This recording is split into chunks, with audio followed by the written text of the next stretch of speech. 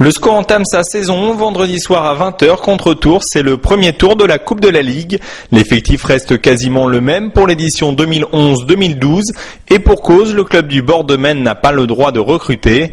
Les seuls changements viennent des coachs. Jean-Louis Garcia, parti à Lens, est remplacé par Stéphane Moulin, qui avait en charge jusqu'à présent l'équipe réserve du SCO. Son adjoint sera Serge Dizet, ancien champion de France avec Nantes. Pour vous présenter cette nouvelle saison, on est allé à la rencontre de son coach Stéphane Moulin. L'objectif, c'est d'essayer de passer ce premier tour qui nous a pas souri depuis 14 ans, je crois. Donc voilà, c'est un challenge, un défi à relever. C'est une bonne équipe tourangelle. Mais bon, voilà, ça va nous permettre de rentrer de plein pied dans la compétition, donc c'est une bonne chose. Il y a un vrai objectif. Non, il n'y a pas d'objectif de départ, si ce n'est de passer ce tour, et puis après on verra si on est passé, mais il n'y a pas d'objectif particulier, si ce n'est de gagner le match, comme tous les matchs qu'on va jouer en compétition. Vous entraînez le SCO d'Angers maintenant, c'est quoi la différence avec Jean-Louis Garcia ? Je ne sais pas à moi de le dire, moi j'ai toujours dit que Jean-Louis Garcia c'est un très bon coach, il a fait du très bon travail avec ses méthodes, avec sa manière, avec son discours. Aujourd'hui, voilà, c'est une autre personne à la place. C'est pas à moi de juger des différences qui peuvent exister. Moi, j'essaie de travailler comme je sais, avec mes qualités, avec mes défauts aussi, parce qu'on en a tous maintenant. C'est pas à moi de juger des différences qui peuvent exister entre lui et moi. Vous jouez un football plus offensif peut-être ? Je sais pas, c'est l'avenir qui nous le dira. On essaie de jouer pour marquer des buts. Pour l'instant, on a marqué un but à chaque match minimum, donc c'est plutôt intéressant. Maintenant. Je ne crois pas que le football prôné par Jean-Louis Garcia est un football défensif. Il y avait des options de choisies.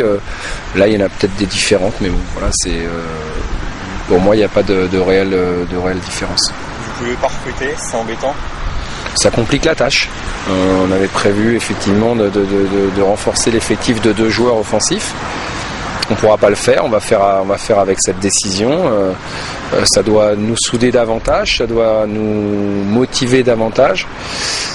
Parce que depuis le mois de février, on n'est quand même pas aidé par les décisions, qu'elles soient de la Ligue ou des tribunaux en ce qui concerne le club. Donc voilà, on a encore une décision qui nous est contraire.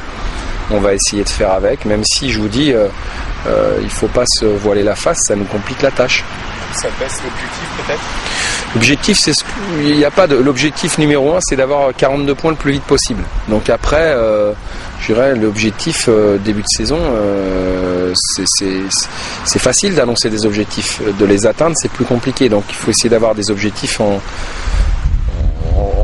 cohérence par rapport à ce qu'on a comme moyen, par rapport aux moyens des autres aussi. Il ne faut pas oublier qu'on n'est pas tout seul dans ce championnat, loin de là. Et que le championnat aussi sera plus relevé que l'an passé. Donc voilà, beaucoup d'humilité.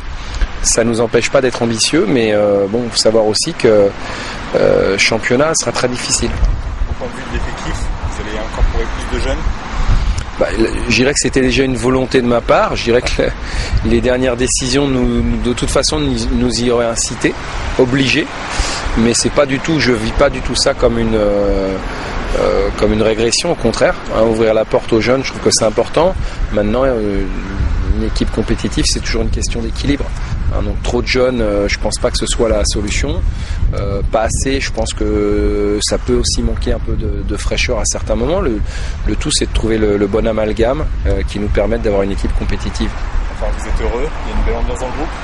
Oui, heureux, je le suis depuis déjà des années, parce que quand on fait ce métier-là, quel que soit le niveau, c'est du plaisir. Alors évidemment, quand on côtoie le football pro et qu'on a en charge une équipe professionnelle, c'est autre chose. Mais je dirais que soit avec mon staff, ça se passe super bien. On est dans la même dynamique avec les joueurs aussi. Donc maintenant, on a hâte d'être dans la compétition pour voir ce que ça va donner. Mais quoi qu'il arrive, je dirais le travail qu'on a effectué, je pense, a été de qualité et dans une ambiance qui effectivement est au beau fixe. Voilà, les joueurs sont bien. Je crois que chacun vit les choses sereinement, avec beaucoup de détermination, mais surtout aussi, et c'est important, beaucoup d'humilité. Donc aujourd'hui, on sait ce qu'on est capable de faire. On pense savoir déceler la valeur des autres aussi. Voilà, maintenant le plus dur pour nous, ça va être de nous situer par rapport à tout ça. Ça se passe comment avec Serge Olisier? Très bien. Il correspond exactement au profil qu'on avait décidé avec Olivier Piqueux. Donc non, très bien. C'est quelqu'un d'humble, de compétent. Donc voilà, qui a de l'expérience. Donc non, je dirais que la cohabitation se passe très très bien. Je n'avais pas de doute sur le sujet. Maintenant, là encore, entre ce qu'on pense et ce qui se passe réellement, des fois il y a des décalages. En l'occurrence, là, pas du tout. Donc, le rôle, c'est voilà, chacun son rôle. Plus sur le travail technique, plus sur les exercices. Moi, je suis un peu plus sur l'aspect tactique du jeu. Voilà. Après, on échange énormément. Ses idées m'intéressent. On échange et ensuite, voilà. Les dernières décisions me reviennent, mais en étroite collaboration avec lui et aussi avec les autres membres du staff. On forme vraiment une équipe et c'est ce qui me paraît important pour réussir. On est plus fort en équipe qu'individuellement. Donc, je dirais voilà, chacun a trouvé sa place et l'important c'est que tout le monde puisse exprimer ses qualités, ses compétences au maximum.